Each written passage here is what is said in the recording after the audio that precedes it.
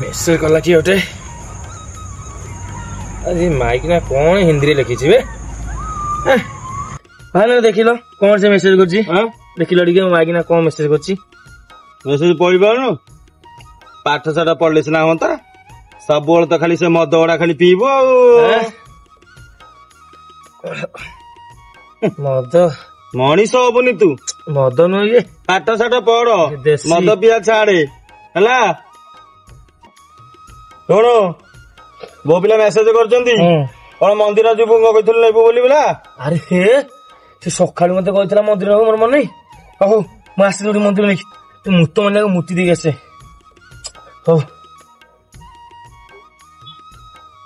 आउ तो जगह नहीं ये देखा पाचेरी ये मुद्द मद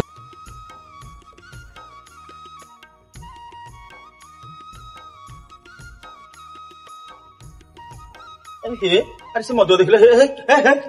ओ भाई हो हाँ भाई टिके रुह हौ कह प्रभु एटा बा स्कूल पाचेरी